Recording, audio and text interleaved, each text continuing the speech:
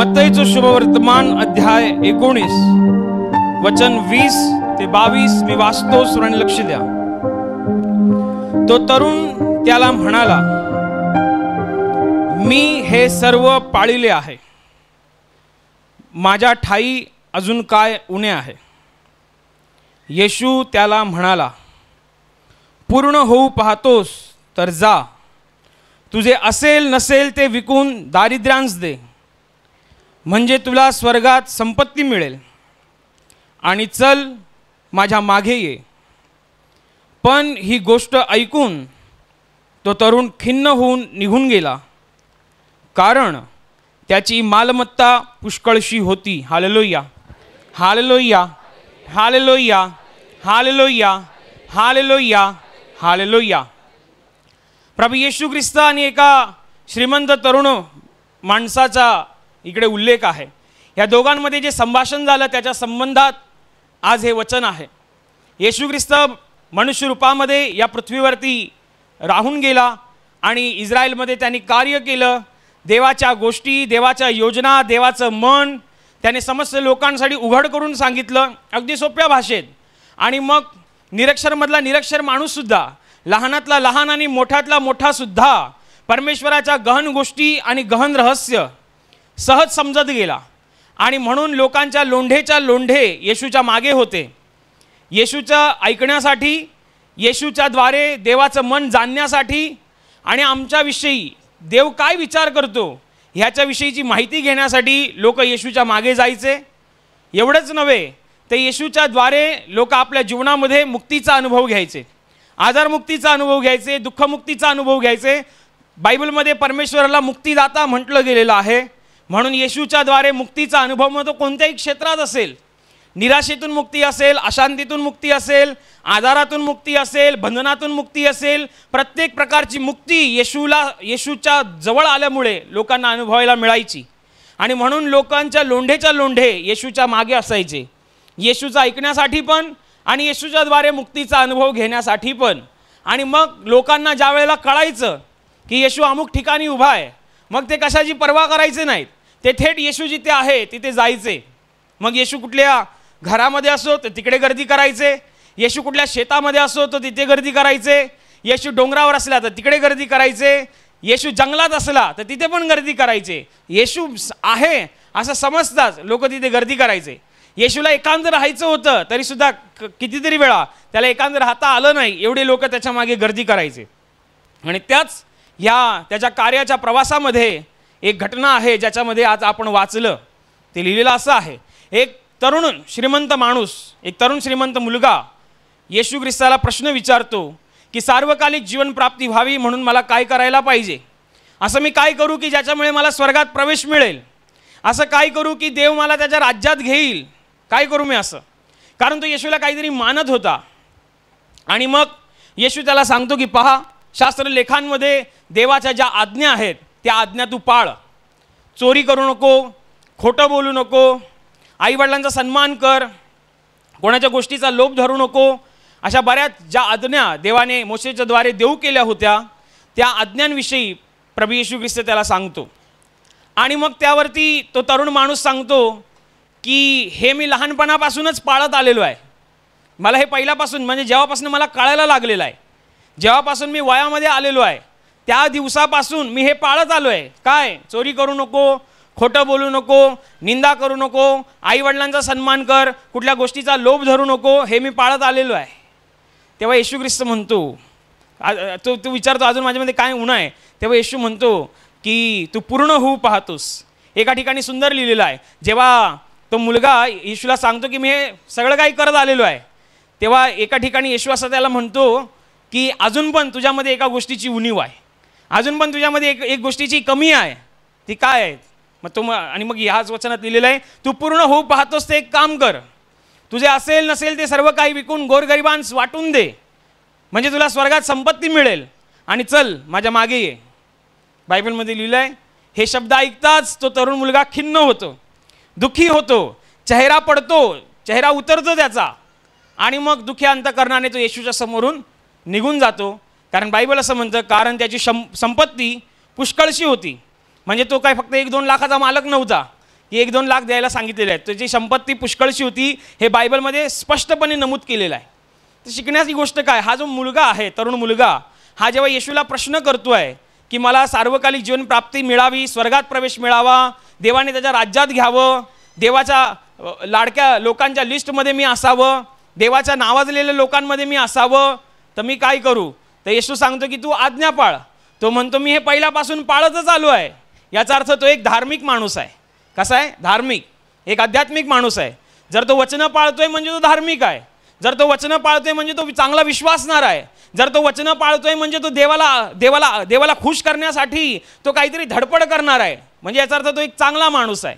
आणि मग तो प्रश्न करतो, येशू त्याला उत्तर देतो की आज्ञा पाळ. तो म्हणतो मी लहानपणापासून पाळत आलो आहे आणि मग अजून मी काय करावं, अजून माझ्यात काय गुण आहे? तेव्हा येशूला चांगलं माहिती होतं, तू किती जरी धार्मिक असलास, तू किती जरी चांगला दिसत असलास, तू किती जरी धडपड करणारा असलास, तरी तुला तुझ्या संपत्तीशी चांगला लढा आहे. तुझ्या संपत्तीचा आणि तुझं कधी काही बिनसलं की तू गडबड करू शकतोस. कारण माणसासारखं देवाचं पाहणं नाही आहे. माणूस केवळ बाहेरनं बघतो, परंतु देव अंतकरण. येशूला बरोबर माहिती होतं हा आहे विश्वासणारा, पण ह्याचा संपत्तीशी लढा आहे. म्हणून जेव्हा येशूने सांगितलं एक काम कर, तुझे असेल नसेल ते सर्व काही विकून गोरगरिबांस वाटून दे, स्वर्गामध्ये तुला संपत्ती मिळेल, चल माझ्या मागे ये. बायबलमध्ये तिथेच त्याचा चेहरा पडला. आहे आत्मिक, आहे धार्मिक, आहे विश्वासणारा. आणि जेव्हा येशूने त्याला काहीतरी पूर्ण होण्याच्या भूमिकेमध्ये जायला सांगितलं, पूर्णत्वाच्या दिशेने मार्गक्रमण करायला सांगितलं, त्याला काहीतरी पूर्ण होण्यासाठी सांगितलं, तेव्हा मात्र त्याने हात वर केले. असं बऱ्याच वेळेला होतं. विश्वासणारे आपण पण आहोत, परंतु तुम्हाला कसं व्हायचं आहे? या मुलाने जेव्हा आपल्या वयात आल्यापासून, समजायला लागल्यापासून आज्ञा पाळायचं त्यांनी काम केलं, त्याच्यामुळे हा माणूस, हा मुलगा आशीर्वादित होता. आणि म्हणूनच तो एवढ्या गडगंज संपत्तीच होता, आशीर्वादित होता तो. परंतु जेव्हा त्यांनी येशूला प्रश्न केला, तेव्हा येशू म्हणतोय तू पूर्ण होऊ पाहतोस, म्हणजे अजूनही तू पूर्ण नाही आहेस. तू आज्ञा पाळतोय हे पण खरं आहे, तू चोरी नाही करत आहे. आता तुला गडगंज संपत्ती असल्यानंतर दुसऱ्याच्या 2 रुपयाच्या पेनाची तू काय अपेक्षा करणार? तुझ्याकडे करोडोची इस्टेट आहे म्हटल्यावरती तू दुसऱ्याच्या गाडीची काय अपेक्षा करणार? तू घेऊ शकतो.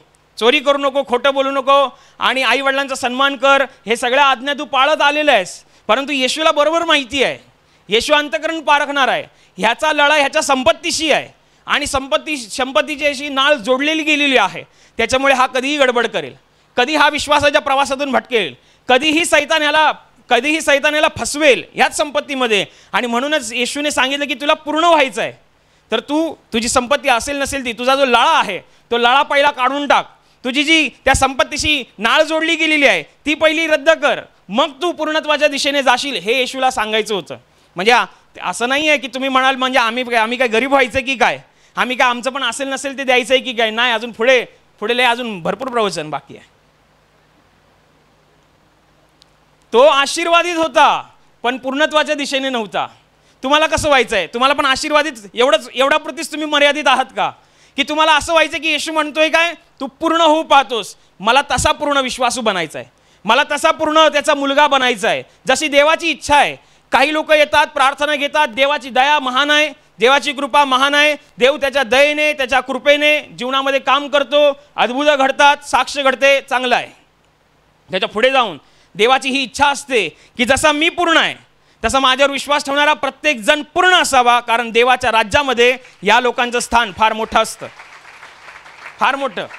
एक निव्वळ विश्वासणारा, तुम्हाला काय म्हणून देवासमोर सादर व्हायचं आहे की मी एक विश्वासणारा आहे, मी या दिवशी प्रार्थनेला येतो, अमकानं काही दुखलं बिकलं प्रार्थना करतो, माझं काम झालं, परंतु मला स्वर्गामध्ये काय पाहिजे? संपत्ती पाहिजे.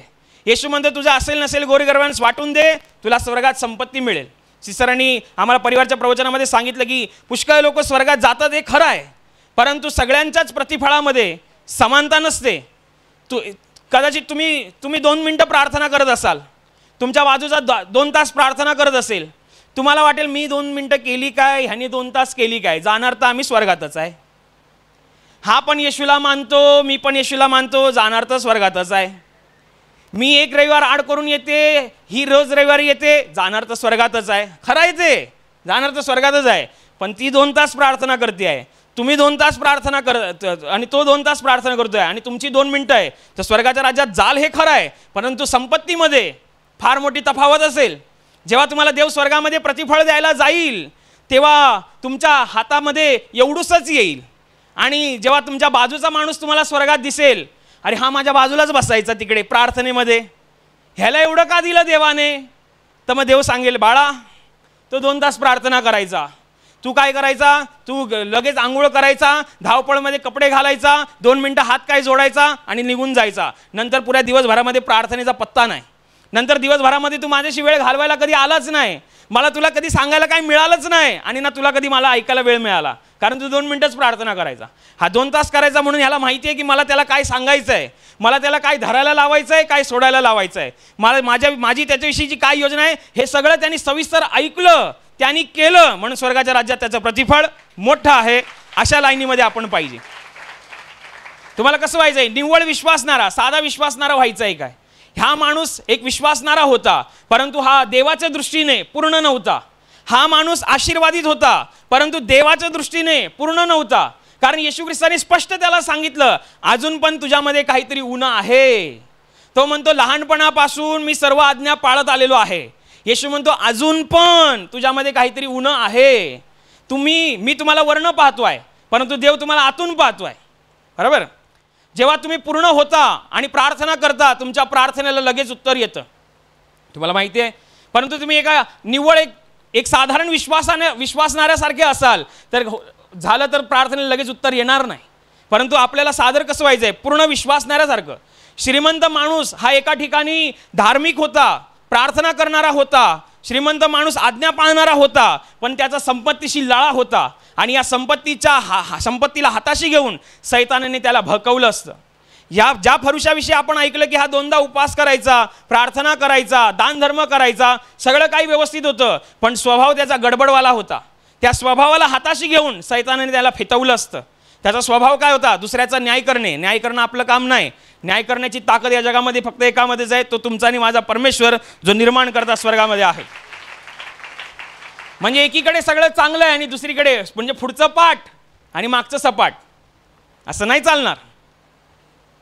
तुम्हाला पूर्ण व्हायचं आहे तर तुम्हाला सगळं काही मेंटेन ठेवता आलं पाहिजे. तुम्हाला मेंटेन ठेवता आलं पाहिजे. तुम्ही म्हणाल मी प्रार्थनेला येतो, मी रविवारचा प्रार्थनेला असतो, मी तिकडे प्रार्थनेत भाग घेतो, मी प्रवचन ऐकतो, आणि मी गाणी पण गातो, मी हालेलुया पण करतो, आणि मग मी साक्ष झाल्यावरती टाळ्या पण वाजवतो. शेवटच्या प्रार्थनेला मस्त प्रार्थना घेऊन घरी जातो, आणि मग दुसऱ्या दिवशी मी जेव्हा कामावर जातो, टेबलावर बसतो आणि फाईल खोलतो, तेव्हा पहिलं सांगतो 500 रुपये खालनं दे.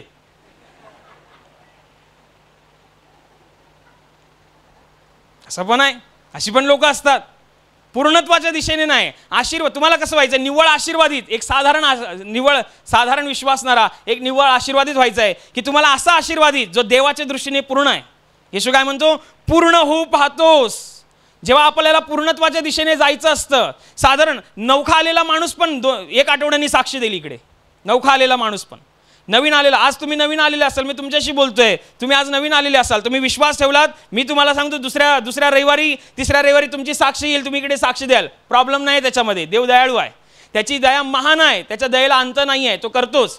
परंतु आपल्याला जेव्हा आपण ख्रिस्तामध्ये वाढतोय, विश्वासात वाढतोय, तेव्हा देवाची ही इच्छा असते की तुमची चाल पूर्णत्वाच्या दिशेने असावी. एखादा माणूस म्हणेल मी बाबा प्रार्थनेला येतो, काय प्रार्थनेमध्ये मी भाग घेतो, आणि मग प्रार्थनेत भाग घेतो तो, आणि तो मदिरा खाण्यामध्ये काम करतो, ज्याला इंग्लिशमध्ये बार बोलतात, मराठीमध्ये मदिरा खाना बोलतात. तो वेटरचं तिथे काम करतो, तो इकडे प्रार्थनेला आला असेल, आणि मग त्याला कळालं की अरे बापरे, हे तर चुकीचं आहे, असं व्यसन करणं, व्यसनाचं काय अंमली पदार्थ विकणं किंवा अंमली पदार्थांचं काहीतरी देवाणघेवाण करणं हे चुकीचं आहे, हे करायचं नाही. आणि तो तिकडे वेटर म्हणून काम करतो, डायरेक्ट पद्धतशीर जाऊन तो टेबलावरती ठेवतो. तो इकडे प्रार्थनेला आला असेल, तो म्हणाला असेल अरे असं असं आहे, अरे मग मी काय करणार, मग मला टिप पण चांगली मिळते. त्याला देव सांगणार की तू हे काम सोडून दे म्हणून, तू दुसरं काहीतरी चांगलं काम कर, तू दुसरं काहीतरी बिझनेस कर म्हणून. जेव्हा तुम्हाला पूर्णत्वाच्या दिशेने जायचं असतं, सगळ्यात पहिलं देव तुम्हाला तुमची जी काही गोष्ट, ज्या लळा आहे, जगिक लळा, तो सोडायला सांगतो. कदाचित तुमचा तुम्हाला पूर्णत्वाच्या दिशेने जाण्यापासून रोखण्यासाठी तुमचा स्वभाव पण आडवा येऊ शकतो, तुम्हाला तुमची नोकरी पण कधी कधी आडवी येऊ शकते, तुम्हाला तुमचा स्वभाव आडवा येऊ शकतो, परिस्थिती आडवी येऊ शकते. सगळं काही तुम्हाला तेवढं मेंटेन करावं लागतं, तुम्हाला तुमची लाईफ मेंटेन ठेवावी लागते. नाही तर तुम्ही म्हणाल तुम्ही असं असाल की इकडे आल्यावरती एवढं धार्मिक एवढं सज्जन तुम्ही दिसत असाल आणि बाहेर ट्रेनमध्ये गेल्यानंतर जरासा कोणाचा धक्का लागला तर तुम्ही तोंडातनं जे शब्द बाहेर काढत असाल त्याच्यावरनं प्रश्नच येईल की हा माणूस खरोखर प्रार्थनेला जातो की नाही जात. बऱ्याच वेळेला कधी कधी लोकांना आपसामध्येच असा अनुभव येतो, ही एवढी प्रार्थना करणारी, हा एवढा प्रार्थना करणारा, मग असा कसा वागतो, असा पण अनुभव येतो. मग ही अशी कशी वागते, मग हिला कळत नाही की ही चुकते, ती त्याला कळत नाही ते चुकतोय. तो जे काही चुकतंय मुक्तंय ना ते आताच सरळ करून घ्या, म्हणजे पूर्णत्वाच्या दिशेने जाल तेव्हा स्वर्गाच्या राज्यातून देव तुम्हाला आशीर्वादित करेल. तुम्हाला माहिती आहे नवीन करारामध्ये एक जोडपं होतं, हनन्या आणि सप्पिरा. देवाला आवडेल असं जीवन जगणारा, धार्मिक, विश्वासू. आणि मग हे लोक ठरवतात की देवाचं काम पुढे जायला पाहिजे, देवाच्या कामाला अडथळा निर्माण व्हायला नको, देवाचं काम पुढे जायला पाहिजे. म्हणून ते विचार करतात आपसात मनामध्ये की आपण आपली जमीन विकायची आणि मग ज्याचे जे काही पैसे येतील ते सगळेच्या सगळे आपण देवाच्या दानपत्रामध्ये दान करायचे. का? देवाचं कार्य पुढे जायला पाहिजे. आता ही चांगली माणसं आहेत की नाही, आशीर्वादित आहे की नाही, विश्वासणारी आहेत की नाही, तुमच्या आणि माझ्यासारखी आहेत की नाही. मग आता पुढे काय होतं बघा, जमीन विकली जाते. आणि मग त्यांनी असं ठरवलेलं असतं, समजा हे मी तुम्हाला समजा काल्पनिक सांगते, समजा त्यांनी असं ठरवलं असेल की आपण जमीन विकली, एवढ्या डोंगराच्या बाजूला आहे, हायवे पण टच नाही आहे, पाणी पण नाही आहे, येऊन जाऊन काय 5 लाख येतील असं त्यांनी ठरवलं असेल. आणि आता देवाला त्यांचा प्लान माहिती पडला की हे माझ्या कार्यासाठी म्हणून जमीन विकायला चालले आहेत, ह्यांच्या प्रयत्नाला मी यश देणार. आणि 5 लाखाच्या ऐवजी 10 लाख त्या जमिनीला आले. आणि 10 लाख जमिनीला आले, 10 लाख हातात आले. आणि मग तिकडे खेळ सुरू होतो, तिकडे सैतान का फितवतो, अगं बाई तसे पण तू 5च लाख देणार होतीस ना, मग 5 लाख स्वतःकडे ठेव आणि 5 लाख देऊन टाक, कोणाला काय कळतंय. आणि मग घेऊन गेला तिचा नवरा, तिचं ऐकून, आणि घेऊन गेला देवाच्या दासासमोर. आणि दासाने लगेच सांगितलं, हे जेवढे पैसे घेऊन आलेस तेवढ्यालाच तू जमीन विकलीस काय? हो हो, एवढ्यालाच जमीन विकली आम्ही. पवित्र आत्म्याशी लबाडी करावी म्हणून सैतानाने तुझे कान भरले काय? तुम्ही देवाशी खेळावं म्हणून का तुम्ही स्वतःमध्ये एवढी हिंमत केलीत म्हणून. आणि असं बोलताच त्याचा प्राण तिकडे निघून गेला, तो जागच्या जागी मरण पावला. बायको इकडे वाट बघायली, येत का नाही म्हणून. बायको पण गेली, नवरा आलेला का? तो म्हणतोय एवढ्यालाच जमीन विकलेली का? ती पण म्हणते हो हो एवढ्यालाच. पेत्राला बरोबर माहिती होती हीच सूत्रधार आहे. तो म्हणतो ज्यांनी तुझ्या नवऱ्याला नेले त्यांचे पाय दाराशीच उभे आहेत, ते तुला पण उचलून नेतील. ती पण जागच्या जागी मरते. असं पण होतं. सांगण्याचं तात्पर्य काय? हाय हे विश्वासणारे होते, हे धार्मिक, परंतु संपत्तीशी लळा आला आणि मग तिकडे त्यांनी आपल्या जीवनातल्या मोठ्या गोष्टीला ते मुकले. श्रीमंत तरुण माणूस येशू बरोबर स्वर्गामध्ये मोठ्या संपत्तीला सामोरी गेला असता, परंतु संपत्ती आडवी आली आणि पूर्ण होण्यापासून वंचित राहिला. फरीसी माणसाची प्रार्थना, केवढी मोठी प्रार्थना केली त्यांनी. प्रभू मी अमका नाही, प्रभू मी तमका नाही, मी लुबाडणारा नाही, मी व्याभिचारी नाही, मी मागे जो जकाजार आहे त्याच्यासारखा पण नाही, आठवड्यातून मी 2 दिवस उपवास करतो, तुला आवडेल तसं जगतो आणि प्रत्येक कमाईचा दशांश तुला देतो. ही लांब सडक प्रार्थना. पण त्याच्या प्रार्थनेला काही एक उत्तर आलं नाही. म्हणजे नंतर कधी त्याचा असेल ते मला माहीत नाही, परंतु बायबलमध्ये लिहिलेलं नाही आहे. का? कारण देवाला माहिती आहे की हा करतोय हे खरं आहे, परंतु ह्याचा स्वभाव किती विचित्र आहे. दोष दाखवणं हे सैतानाचं काम आहे. दुसऱ्यांचा न्याय करणं हे आपलं काम नाही आहे. आणि स्वतःला उंच करणं, कारण बायबलचा नियम आहे, जे तुम्ही स्वतःला उंच कराल तर तुम्हाला नमवलं जाईल. पण देवाच्या समोर आणि या जगात वावरताना देवाचं प्रेम हृदयात घेऊन जर तुम्ही स्वतःला नम्र कराल, देव स्वर्गात बदे आणि या पृथ्वीवरती तुम्हाला उंच केल्याशिवाय राहणार नाही.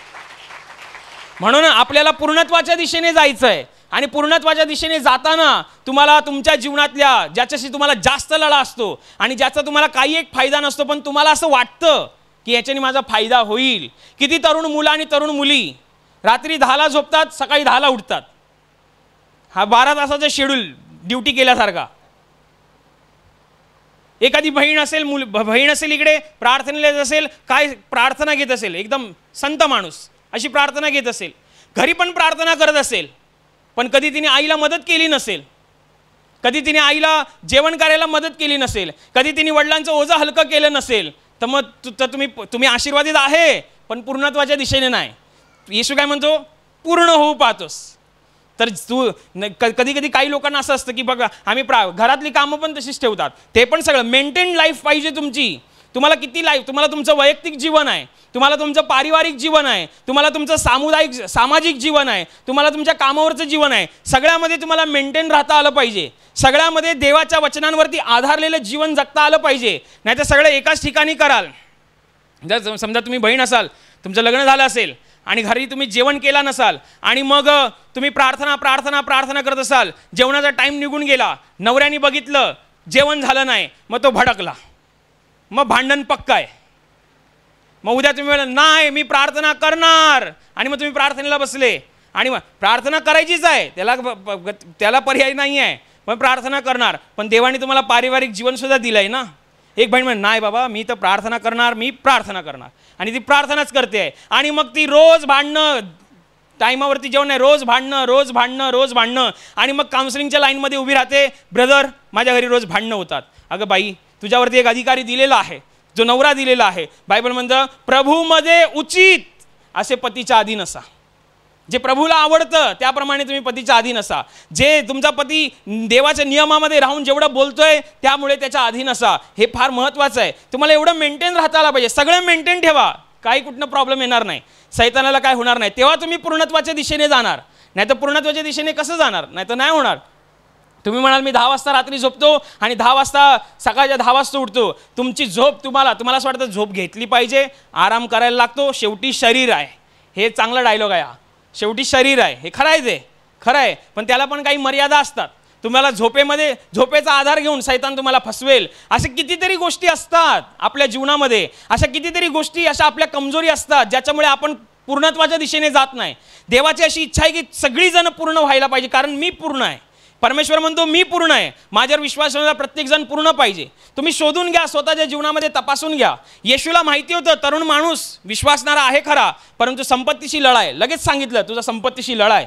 तो फरुशी माणूस प्रार्थना करतोय, लांब सडक प्रार्थना करतोय, आणि तो जे करतोय त्या अनुषंगाने प्रार्थना करतोय, पण त्याचा स्वभाव जो दुसऱ्यावर दोष लावण्याचा, स्वतःला उंच करण्याचा, तो त्याला आडवा आला. त्याला पूर्ण होऊ दिलं नाही. हे जोडपं हनन्या आणि सप्पिरा नावाचं जोडपं हे सुद्धा विश्वासणारं होतं, परंतु हे पूर्णत्वाच्या पर्यंत पोहोचलंच नाही या जगात असताना. का? कारण सैतानाने त्यांना फितवलं, त्यांना लालच आली, आणि म्हणून ते पूर्णत्वाच्या दिशेने गेले नाहीत. तसं तुम्ही तुमच्या वैयक्तिक जीवनामध्ये तपासून पहा.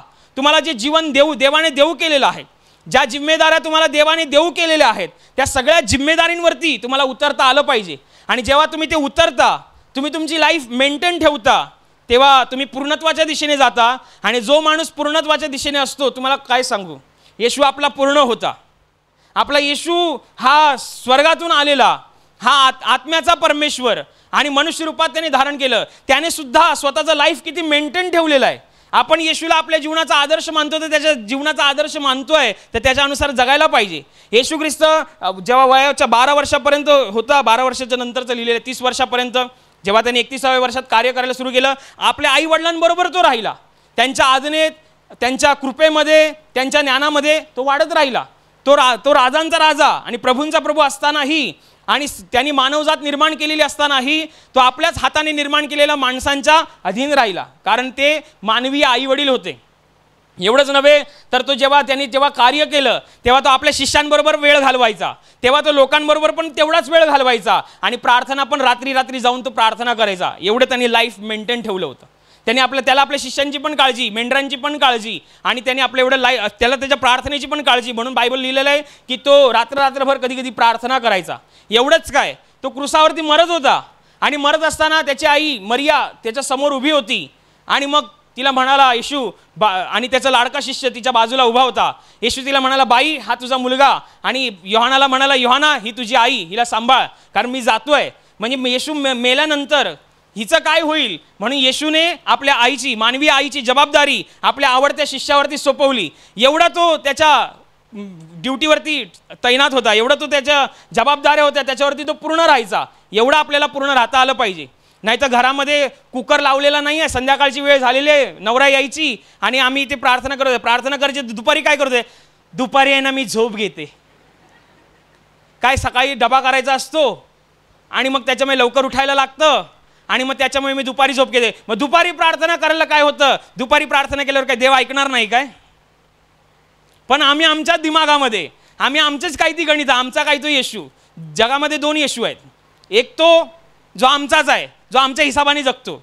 आम्हाला वाटलं प्रार्थना केली, आम्हाला नाही वाटलं तर नाही प्रार्थना केली, तो बघून घेईल, तो समजून घेतो. आणि एक येशू तो आहे जो बायबलमध्ये लिहिलेला आहे, जो खरा येशू आहे, जो नेहमी आपल्याला पित्याच्या इच्छेप्रमाणे राहायला शिकवतो आणि त्याचा पवित्र आत्मा आपल्याला त्याच्यामध्ये चालायला शिकवतो. जगामध्ये असं आहे, ज्याचा त्याचा येशू, ज्याला जसं वाटलं त्यांनी तसं येशूला ठेवलं. मी काय प्रार्थना नाही केली तरी देव समजून घेतो. एक खोटं बोललं देव समजून घेतो. 1000 रुपये मी लाच घेतो तो दिवसाला, आता फक्त 200 घेतो, समजून घेतो. तो समजून घेणावाला येशू आहे ना, तो घातक आहे. हा येशू जो आहे बायबलमधला, तो तुम्हाला पाप सोडायला लावतो आणि देवाच्या इच्छेप्रमाणे जगून स्वर्गाच्या राज्यामध्ये घ्यायला पात्र ठेवतो. तर तुम्हाला तुमचं लाईफ पूर्णत्वाच्या दिशेत, जर तू पूर्ण होऊ पाहतोस, तो विश्वासणाऱ्याला सांगतोय, तो एका आज्ञा पाळणाऱ्या माणसाला सांगतोय, तो एका प्रार्थना करणाऱ्या माणसाला सांगतोय. म्हणजेच तो आपल्याला सांगतोय पूर्ण होऊ पाहतोस. आपल्याला कसं व्हायचंय? पूर्णत्वाच्या दिशेने जायचंय. निवड तुम्ही मला अमकं दुखलं तमकं दुखलं, प्रार्थनेला आलो, प्रार्थना बरं झालं एवढं आहे. आपल्याला असा विश्वास नाही. पूर्णत्वाच्या दिशेने ज्याची चाल असते आणि जो देवाच्या दृष्टीने पूर्ण असा विश्वासणारा असतो, तो फक्त संकटांमध्ये जरी सापडला, कधी त्यांनी प्रार्थना जरी नाही केली तरी स्वर्गातून हालचाल होत असते. पण जेव्हा कधी कधी आपण आध्यात्मिक जीवनामध्ये जगत असतो, कुठे ना कुठेतरी आपण गडबड करत असतो. एक तर आपल्या कामामध्ये गडबड करत असू, घरामध्ये गडबड करत असू, लोकांशी वागताना गडबड करत असू, कशा ना कशामध्ये तरी गडबड होते. ती तुमची तुम्ही बघून घ्या. मी फक्त सांगतोय पूर्णत्वाच्या दिशेने वाढ करा. हा माणूस आपल्या कामामध्ये किती तत्पर होता. तत्पर असताना त्यांनी स्वतःच्या लाईफला मेंटेन ठेवलं होतं. कारण बायबल म्हणतं की तो नीतिमान होता. नीतिमान म्हणजे स्वतःच्या जीवनाकडे पण त्याचं तेवढंच लक्ष होतं की आपल्याकडनं पाप घडता नाही बाबा, आपलं काही चुकता नाही बाबा, देवाची इच्छा मोडता नाही बाबा. एवढा तो तेवढाच तत्पर होता.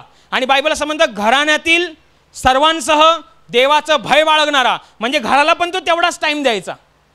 घराण्यातील सर्वांसह देवाचं भय बाळगणारा म्हणजे देवाचं भय बाळगायला, देवाची प्रार्थना करायला, देवामध्ये वाढवायला त्याला त्यांच्यासोबत वेळ तर घालवायला पाहिजे ना. लोक म्हणतात बाबा आमचं काम जास्त असतं, आम्ही कुठे ते फॅमिलीला सांगत बसणार, मीच काही ती करतो ती मोठी गोष्ट आहे, 10 मिनटं प्रार्थना करतो ती नाही. हां, ती 10 मिनटाची प्रार्थना पण काम करेल, एक वेळ तो तुक्का चालेल, पण पूर्णत्वाच्या दिशेने नाही होणार. येशू म्हणेल तुम्हाला पूर्ण होऊ पाहतोस, तुला पूर्ण व्हायचं आहे, अजूनही तुझ्यामध्ये ऊन आहे. बायबल असं म्हणतं घराण्यातील सर्वांसह तो देवाचं भय बाळगणारा होता. लोकांना, आपल्या मुलाबाळांना, आपल्या बायकोला, आपल्या घरामध्ये काम करणाऱ्या नोकरा चाकरांना सुद्धा त्यांनी देवाचं भय बाळगायला लावलं. म्हणजे तो तेवढा आपल्या घराण्यातील लोकांना वेळ द्यायचा. बायबलमध्ये पुढे पण लिहिलेलं आहे तो लोकांना दान धर्म करणारा असायचा. म्हणजे लोकांच्या उपयोगी पण पडायचा. लोकांची दुःख कमी करण्यासाठी, लोकांना मदत करण्यासाठी, त्यांची सहायता करण्यासाठी तो तेवढाच पुढे होता. आणि पुढे लिहिलेलं आहे तो देवाची नित्य प्रार्थना करणारा होता. एवढं सगळं करून सुद्धा प्रार्थनेला पण तेवढाच टाईम द्यायचा. एवढं मेंटेन लाईफ त्यांनी ठेवलं होतं. आणि जे नुसते नावाचे असतात, आपल्याला नावाचे विश्वासणारे नव्हे, आपल्याला कामाचे विश्वासणारे व्हायचं आहे. आपल्याला नुसतं वरवरचा विश्वासणारा नव्हे, एक डीप काहीतरी अर्थ ठेवणारा, एक गहन अर्थ ठेवणारा विश्वासणारा व्हायचा आहे. असा विश्वासणारा ज्याला येशू म्हणतोय की हा पूर्ण विश्वासणारा आहे, ज्याला येशू म्हणतोय हा पूर्ण आत्मिक आहे. नुसतं असंच नाही की फॉर्मॅलिटी करणं. काही लोकांना फॉर्मॅलिटी करायची सवय असते. त्यांना वाटतं बाबा प्रार्थना करायला पाहिजे, नाही तर तो एकसारखा ब्रदर त्या मंचावरनं बोलत असतो प्रार्थना करा, प्रार्थना करा, प्रार्थना करा, प्रार्थना करा. एकदाचं बायबल वाचून टाकतो, सांगतोच त्याला बरोबर, हे बाबा मी वाचलेलं आहे, आजच वाचून आलेलो आहे. आणि म्हणून वाचतात लोक. आणि तुम्ही फॉर्मॅलिटी कराल, बाबा फॉर्मॅलिटी करून चालत नाही. देवाच्या राज्यात फॉर्मॅलिटी चालत नाही. देवाच्या राज्यात स्पिरिच्युअलिटी चालते. कारण देव आत्मा आहे आणि त्याच्या उपासकांनी त्याची उपासना आत्म्याने आणि खरेपणाने केली पाहिजे. अनुभव यायला पाहिजे, आपल्याला अनुभव यायला पाहिजे. कसं व्हायचं आहे? पूर्णत्वाच्या दिशेने. तुमचा मार्गक्रमण मला नुसता विश्वासणारा नाही, मला पूर्ण विश्वासणारा ज्याची येशू प्रशंसा करतो, मला पूर्ण आत्मिक ज्याची येशू प्रशंसा करतो, मला पूर्ण धार्मिक ज्याची येशू प्रशंसा करतो. नामधारी धार्मिक नाही, तो शास्त्रा गेला नाही. प्रभू मी अमका नाही, मी तमका नाही, मी व्याभिचारी नाही, मी अधर्मी नाही, मी आठवड्यातून 2दा उपवास करतो, मी प्रार्थना करतो, मी दानधर्म करतो. अरे पण हे बोलत असताना तू किती बोलतोस, लोकांचा किती न्याय करतोस, स्वतःला किती उंच करतोस, हे तर तुला बघायला पाहिजे की नाही. सगळं मेंटेन ठेवता आलं पाहिजे. स्वतःचं पर्सनल लाईफ मेंटेन ठेवता आली पाहिजे, फॅमिली लाईफ मेंटेन ठेवता आली पाहिजे, तुमची सोशल लाईफ मेंटेन ठेवता आली पाहिजे. तुम्ही म्हणाल मी रविवारी येणार नाही का, तर रविवारी आमच्या बॉसनी पिकनिक काढलेली आहे आणि तुम्ही बोलले ना कामाचं पण मेंटेन ठेवा, तर बाबा बॉस खुश झाला पाहिजे, तो याला खुश कराल. पण जो खरा बॉस आहे तो नाखुश होईल. तो बॉस एक दिवस जाईल, या जगातून जाईल, तो पण आपला जो बॉस आहे, जो मेला होता परंतु मरणाच्या तिसऱ्या दिवशी गौरवाने उठला, तो बॉस नाखुश होता कामा नये. म्हणजे सगळं तुम्ही मेंटेन ठेवत असाल, स्वतःला व्यवस्थितपणे ठेवत असाल तर तुम्ही पूर्णत्वाच्या दिशेने आहात. जर तुम्ही पूर्ण होणार तर देव तुम्हाला सांगणार तू पूर्ण आहेस. जसा मी पूर्ण, येशूची ही इच्छाच आहे, बायबलमध्ये वचनच आहे, जसा मी पूर्ण तसे तुम्ही पूर्ण व्हा. जैसा मैं सिद्ध हूँ वैसे तुम भी सिद्ध बन जाओ. हे बायबलमधलं वचन आहे. हे काय मी माझ्या डोक्यातली कल्पना नाही सांगत आहे, हे डोक्यातले कुठल्या कथा कादंबऱ्यातली गोष्ट नाही सांगत आहे, हे रिअल फॅक्ट सांगतोय तुम्हाला. देवाचीच इच्छा आहे की तुम्ही पूर्ण व्हावं. पण पूर्ण होणार कसे? आमची झोप अनावरच आहे. तर तुम्हाला सगळं काही मेंटेन ठेवता आलं पाहिजे. स्वतःच्या जीवनापासून फॅमिलीच्या जीवनापर्यंत, सोशल लाईफपासून तुमच्या वर्क लाईफपर्यंत सगळं मेंटेन ठेवता आलं पाहिजे. तर तुम्ही तो असा प्रकाश तुमच्या समोरून बाहेर पडणार, तुमच्या आतून असा जलाल बाहेर पडणार की येशू म्हणाला तुमची सत्कर्मे पाहून स्वर्गातील पित्याचे गौरव होतात, ते तुमच्याद्वारे बघून लोक देवाचे गौरव करतील. म्हणून आतापासून फार मोठी धाव घ्या की मला विश्वासणारा तुम्ही आहात, त्याच्यामध्ये काही शंकाच नाही आहे. तुम्ही देवाची गोष्टी ऐकायला बसलाय, तुम्ही देवाची महिमा गायला बसलाय, देवाचं सामर्थ्य पाहायला बसलाय आणि देवाला अनुभवायला बसलाय, याचा अर्थ तुम्ही विश्वासणारे आहात. आता फक्त तुम्हाला पूर्णत्वाच्या दिशेने धाव घ्यायची आहे. जिकडे काही कमी आहे तुमच्या जीवनात ते वाढवण्याचा प्रयत्न करा, जे रिकामं आहे त्याला भरण्याचा प्रयत्न करा. आणि जेव्हा सगळं काही मेंटेन होईल तेव्हा तो स्वर्गाचा परमेश्वर, जो पूर्णत्वाचा परमेश्वर आहे, तुम्हाला पूर्ण आशीर्वादित करून स्वर्गाच्या राज्यामध्ये घेईल. आणि म्हणून असं पूर्णत्वाचं जीवन जगण्यासाठी स्वर्गाच्या राज्यातून आपल्याला प्रेरणा, सहायता, सामर्थ्य मिळत म्हणून प्रार्थना करू. Hallelujah, hallelujah, hallelujah, hallelujah. आणि आता प्रार्थना करण्याची वेळ आहे. प्रभू येशू म्हणाला, माझ्या नावाने तुम्ही पित्याजवळ जे काही मागाल ते तुम्हाला परमेश्वराच्या गौरवाकरिता देण्यात येईल. होय, त्याचं वचन हेच सत्य आहे. त्याचं वचन तो पूर्ण करणं जाणतो. तो आपल्या वचनांना पूर्ण करण्याचं सामर्थ्य बाळगतो. म्हणून त्याच्या वचनावर, त्याच्या सामर्थ्यावर विश्वास ठेवून आपण सर्व मिळून प्रार्थना करत आहोत. म्हणून तुमच्या ज्या भागाला आजार आहे त्या भागावर हात ठेवा. तिथे हात ठेवणं शक्य नसेल तर आपल्या छातीवर हात ठेवा. तुमच्या जीवनातील आणि शरीरातील प्रत्येक दुःख, संकट आणि आजार प्रभू येशूच्या पवित्र नावाने या क्षणाला नष्ट होत. तुमच्या जीवनातील बंधनं आणि श्राप प्रभू येशूने वाहिलेल्या त्याच्या पवित्र रक्ताद्वारे या क्षणाला तुटून जावत. तुमच्या जीवनातील समस्या आणि सैतानाचा भयावह अंधार प्रभू येशू ख्रिस्ताच्या दिव्य आणि पवित्र प्रकाशामध्ये पूर्णपणे नष्ट होत. तुमच्यावर, तुमच्या कुटुंबावर प्रभू येशू ख्रिस्ताचे महान आशीर्वाद येऊ. आमेन.